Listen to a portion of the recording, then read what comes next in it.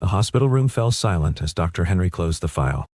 "Spinal cord injury," he said, his voice measured and final. "You'll be in a wheelchair for the rest of your life." Vivian couldn't breathe, staring at her legs as if they belonged to someone else. Her mother turned away. Her fiancé Corbin let go of her hand, his footsteps echoing down the hallway. Only Carter remained, a single father she barely knew. He knelt beside the wheelchair, placed his hand over hers, and whispered in a voice raw with emotion, "If you can't walk, I'll be your legs." 3 days earlier, Vivian had controlled everything in her life. At 32, she ran her own consulting firm, wore tailored suits that commanded respect, and had a wedding planned to perfection. Control wasn't just preference. It was identity. Corbin seemed perfect. Investment banker, expensive watches, leased Mercedes. Her mother Bernice loved him, which mattered more than Vivian admitted. Bernice measured success in appearances, dropped Vivian's name at every social gathering as proof of good parenting. Carter Hayes lived in a different America. At 35, he raised his daughter Gwen alone, in a cramped apartment where heating worked sporadically. He worked double shifts at the hospital laundry, breathing steam and bleach for 12 hours, hands chapped from industrial detergent. Weekends meant extra hours cleaning medical equipment because rent didn't care about exhaustion. His manager Otis enjoyed his small power, reminded Carter weekly that tardiness meant termination, that 20 guys wanted his job. The night everything changed, Carter had $43 in his wallet. Gwen's fever had spiked to 103 degrees, forcing him to the emergency room.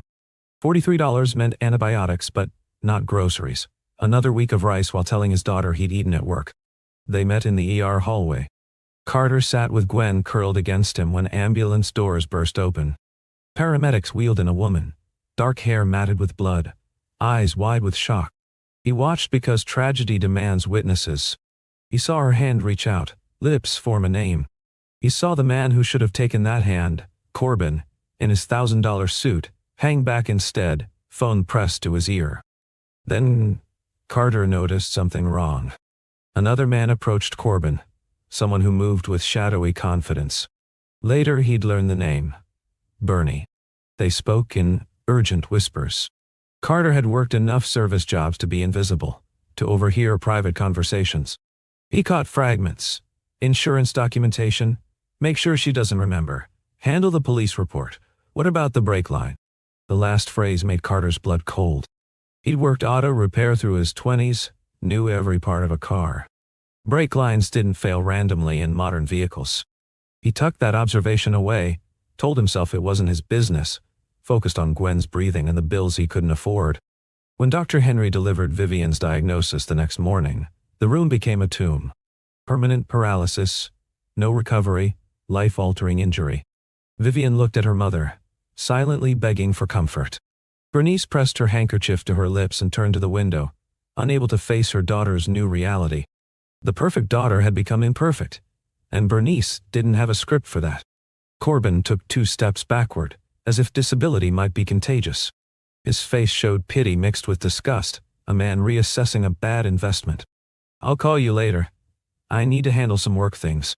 He was gone before Vivian could respond. Social worker, Helen, needed signatures. Someone had to ensure Vivian wouldn't be transferred to a state facility 3 hours away. Bernice shook her head. She couldn't handle this publicly, not where neighbors might judge. Corbin claimed urgent business. Helen looked around the room in quiet desperation and locked eyes with Carter. He was still there. Had been sitting in the corner since dawn with Gwen asleep across his lap, waiting for his daughter's follow-up examination. "Can you sign as a temporary contact?" Helen asked, her voice tired from seeing too many families fall apart. "Just until proper family arrangements are made?" Carter looked at Vivian, really looked at her. He saw past the blood, and the equipment, and the wheelchair. He saw the same terror he'd felt 4 years ago when they'd told him about Matilda, his wife, when he'd stood in an emergency room hallway alone because he'd been working a graveyard shift and hadn't made it in time. He saw someone drowning while the people who were supposed to love her swam away. He picked up the pen. His signature had barely dried when his phone vibrated. "Otis, if you're still at that hospital playing hero, don't bother coming back. Your shift started 20 minutes ago." Carter read the message twice, felt his stomach drop, then turned off his phone. He'd just lost his only source of income. But looking at Vivian sitting motionless in that wheelchair, her entire world collapsed around her. He knew he'd made the right choice. Gwen stirred against him, mumbled something about goldfish, and Carter realized he had no idea how he'd feed her next week. He'd figure it out. He always did. The following days blurred into nightmare. Each morning Vivian forgot for 3 seconds, then remembered. The wheelchair sat beside her bed like a verdict. Every small sound, wheel squeaks, brake clicks, bed adjustments, reminded her of this new life. Corbin visited once more. He brought expensive white orchids, stood near the door positioned for quick exit. "You need to be strong about this," he said, never meeting her eyes, carefully avoiding her legs or the wheelchair. He mentioned postponing the wedding casually, like rescheduling a dentist appointment. Before leaving, he slid a manila folder onto her table. Power of attorney documents. Purely practical. Someone needs to handle your affairs while you recover. Bernice came daily, which felt worse than staying away. She'd straighten bed sheets with tight, angry movements, muttering about inconvenience. "We should move you to my house. Keep this private. You don't want everyone seeing you like this." Like this. As if Vivian had become something shameful. Carter showed up with warm soup in a thermos. He brought a soft lavender blanket Gwen had chosen, washed until it was soft as clouds. He never asked empty questions. Just, "Is the pain worse today? Did you sleep?" He listened, took mental notes, adapted.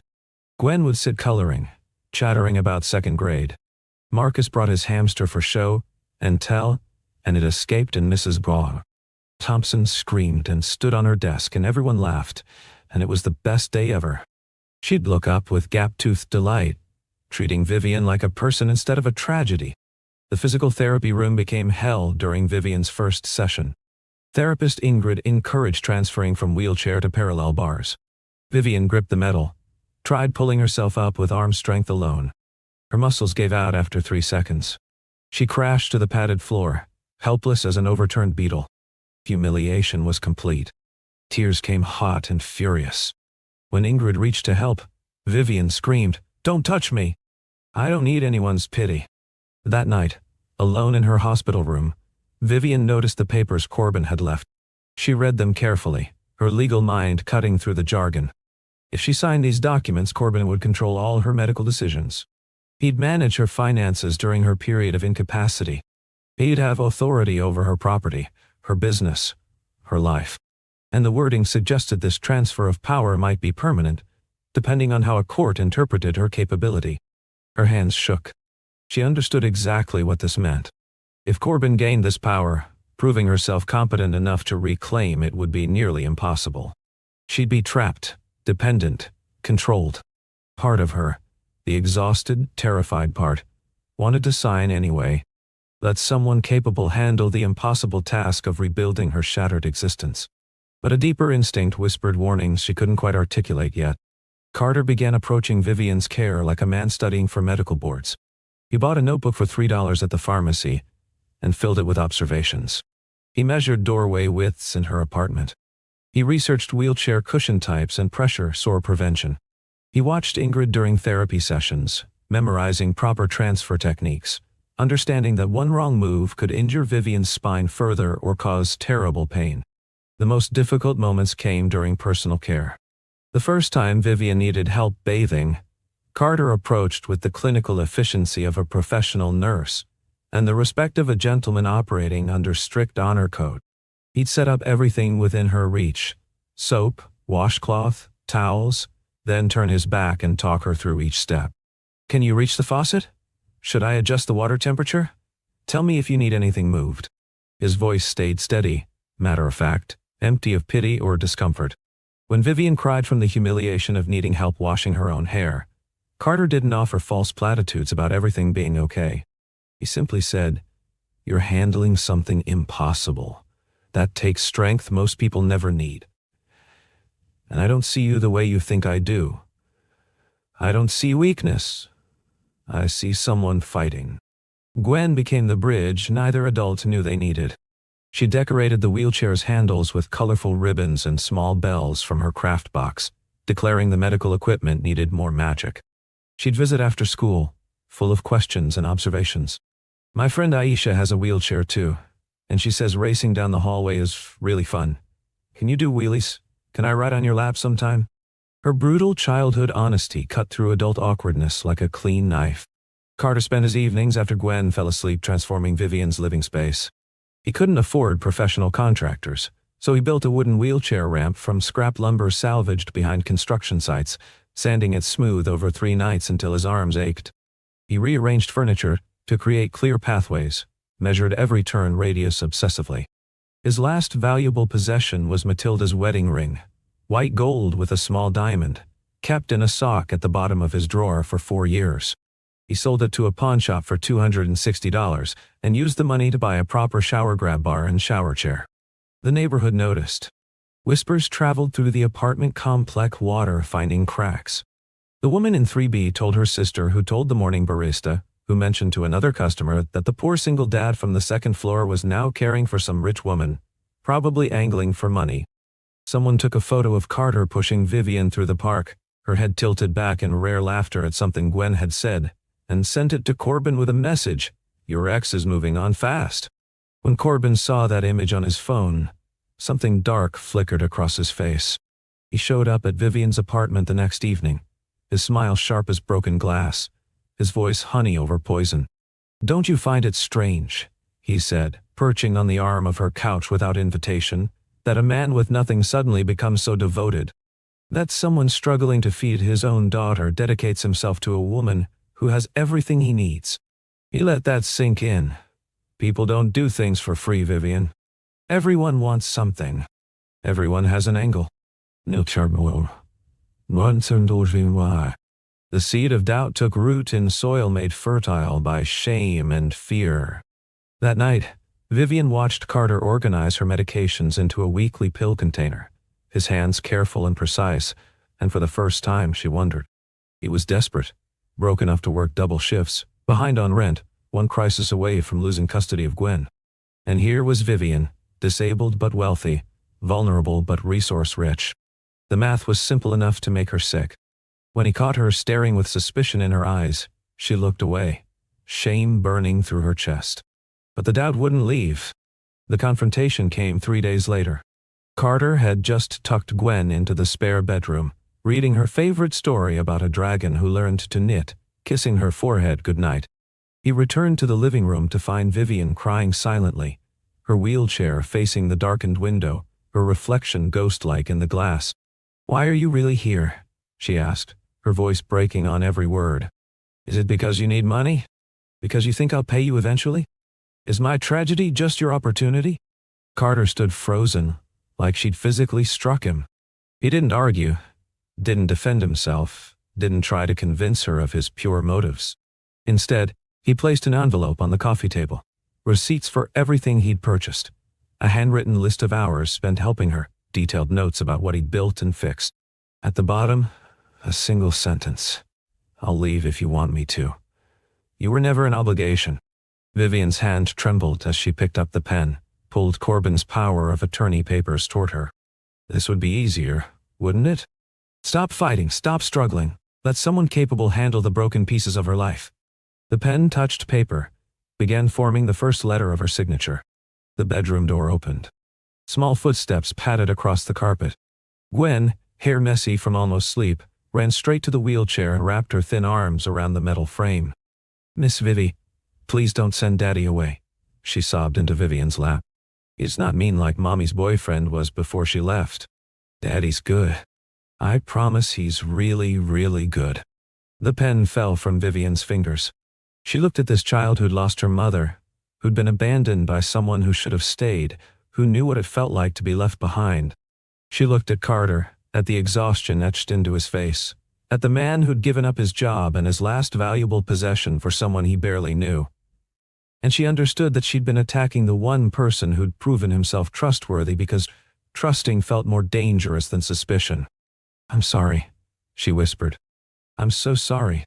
That's when Carter finally told the truth about why he stayed, the story he'd kept locked away. His wife Matilda had died in a car accident 4 years ago. She'd called him during his graveyard shift at a different hospital. Said she felt sick, maybe flu, maybe something worse. He'd told her to wait until morning, that he couldn't leave work, that Otis would fire him. 2 hours later, a stranger called from her phone. Matilda had collapsed, driven herself to the emergency room, died alone in a hallway before anyone realized how serious it was.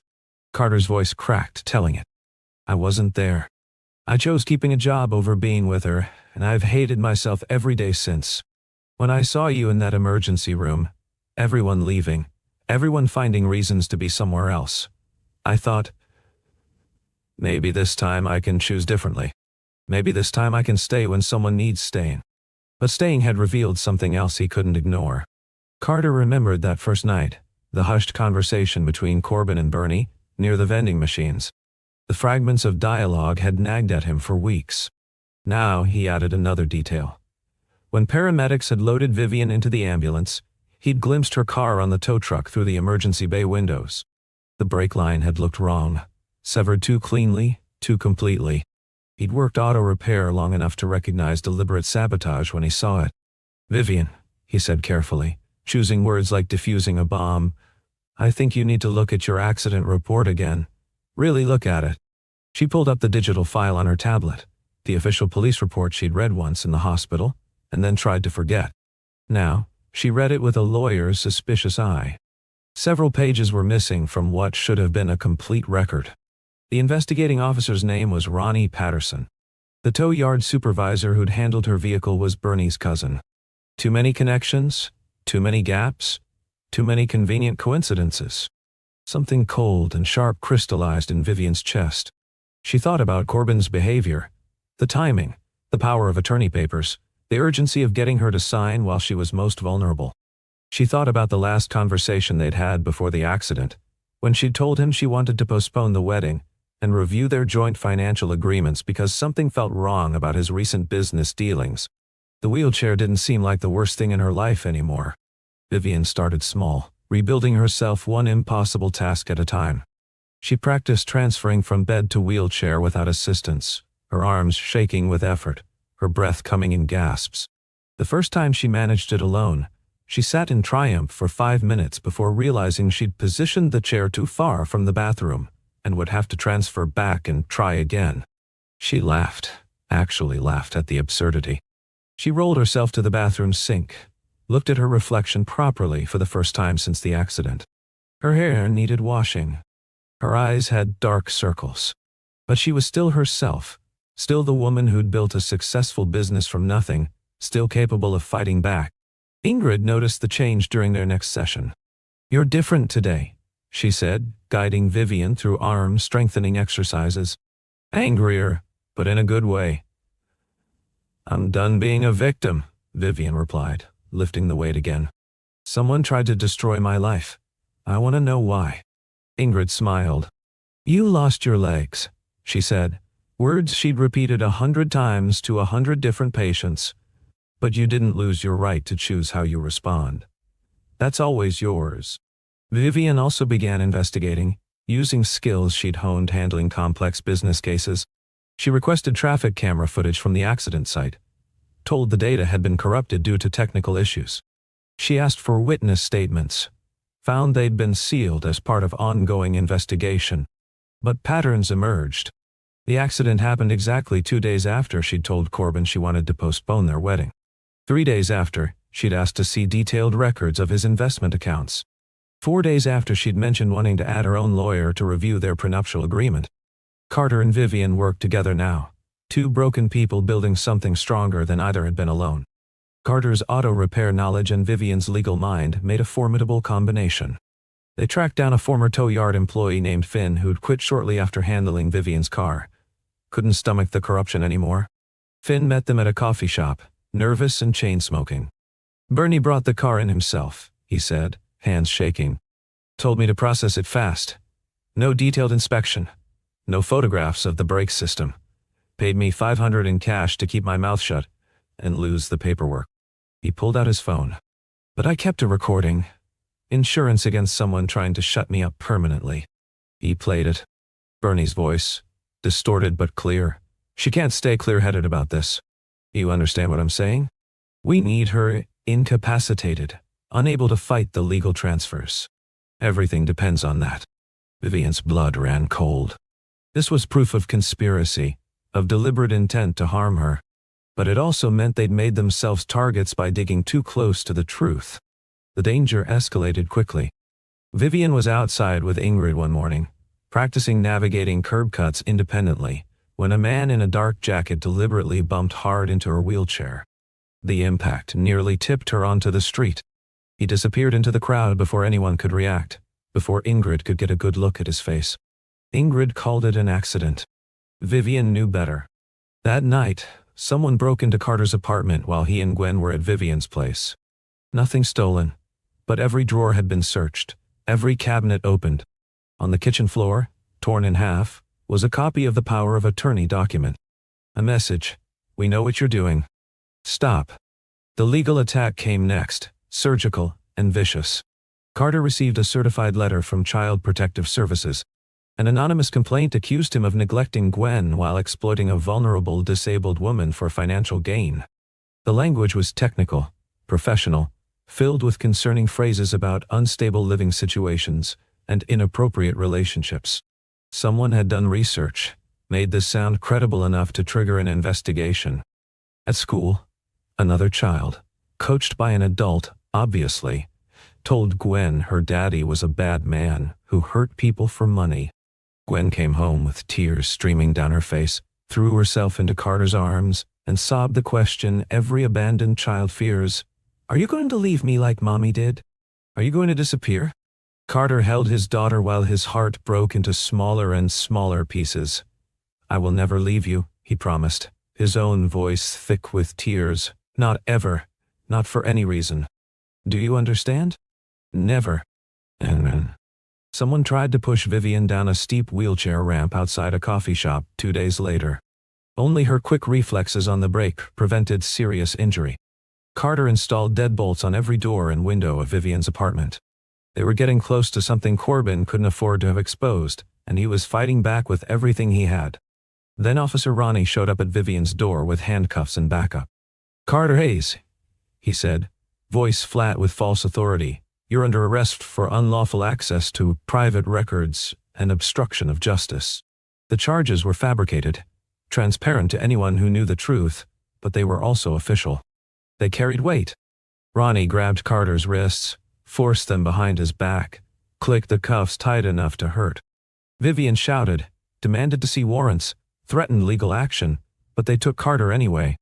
The last thing he saw before they pushed him into the police car was Gwen screaming his name, and Vivian trying desperately to roll her wheelchair down the front steps after them, helpless and furious and terrified.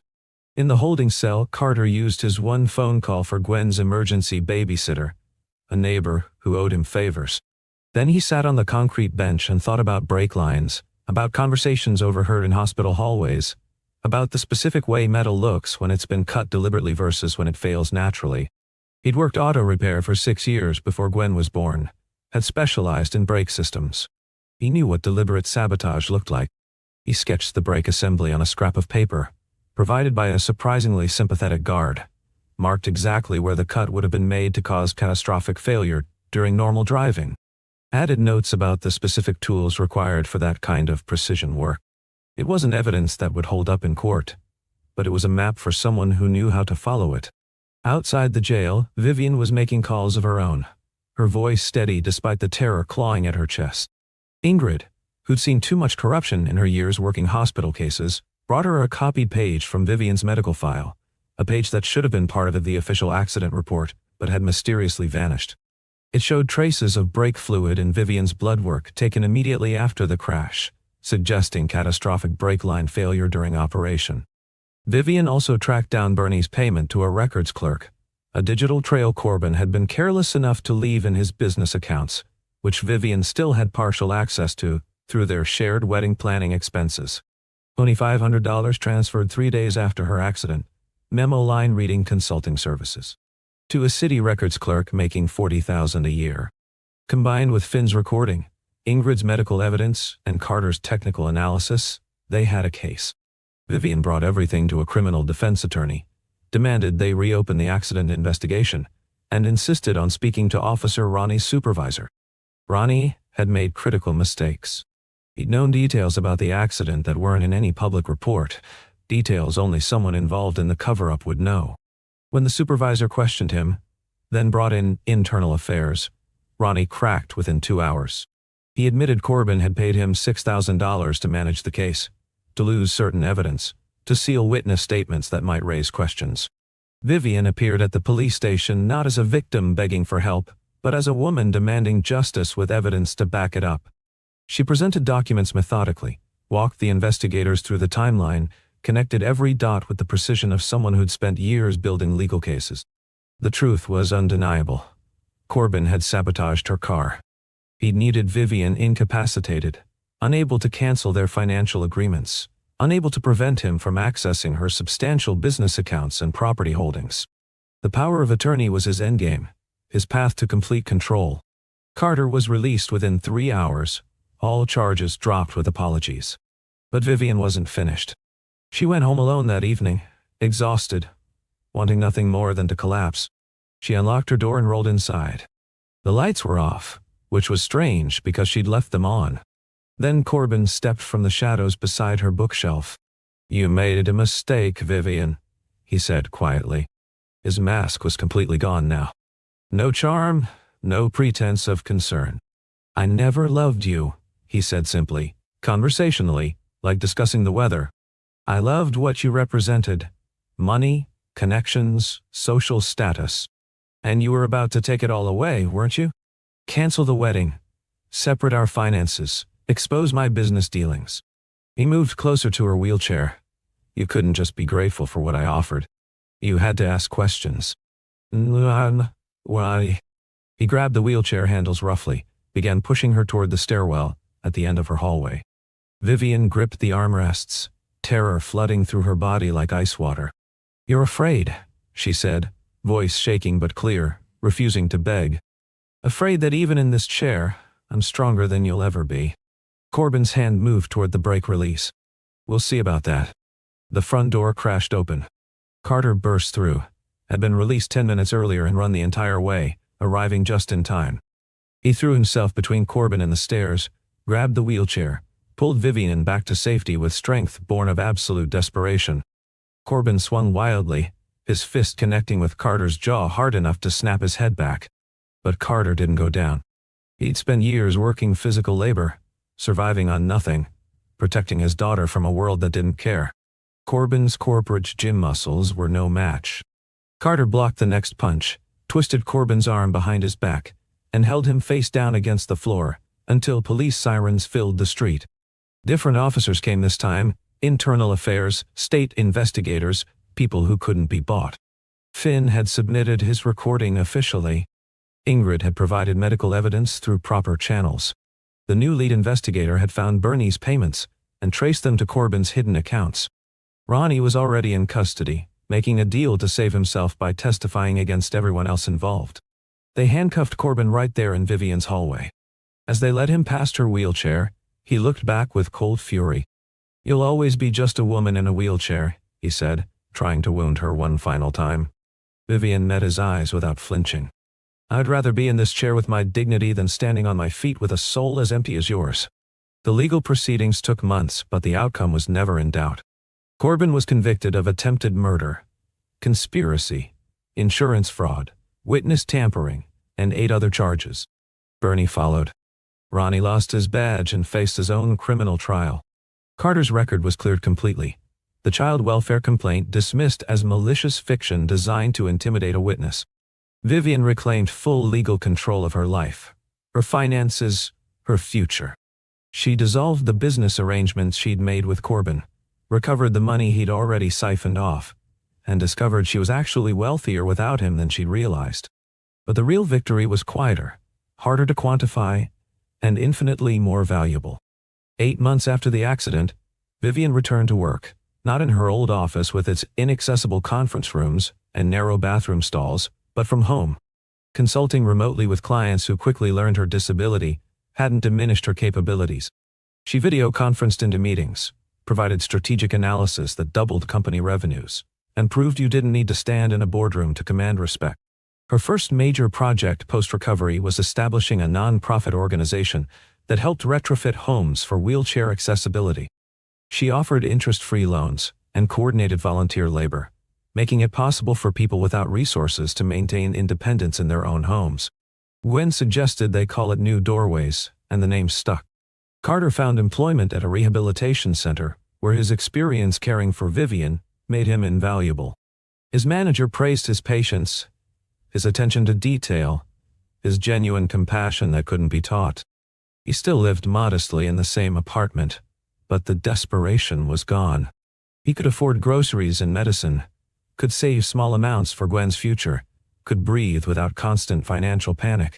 One afternoon, Vivian rolled herself to Gwen's school for pickup, something she'd been working toward for months. She navigated the sidewalks independently, positioned herself near the exit, and waited. When the bell rang, Gwen burst through the doors, backpack bouncing, and her face lit up like sunrise when she saw Vivian there. "Miss Vivi, you came by yourself." Gwen threw her arms around Vivian, buried her face in her shoulder. Other children gathered around, asking questions about the wheelchair with the refreshing directness of 8-year-olds. "How fast does it go? Can you do tricks? Does it have a motor?" Vivian answered each question honestly, showed them how the brakes worked, let them see that different didn't mean broken or less than. Several parents watched with expressions that had shifted from pity to something like admiration. That evening, Carter made dinner in Vivian's kitchen, while Gwen did homework at the table, tongue stuck out in concentration. They'd fallen into rhythms that felt like family, comfortable silences and easy conversation. After Gwen went to bed, clutching her stuffed rabbit, Carter and Vivian sat in the living room. "I don't need you to save me," Vivian said suddenly, breaking the quiet. "I need you to understand that." Carter smiled. That gentle expression she'd come to recognize as pure honesty. "I know. I've always known that's not what this is.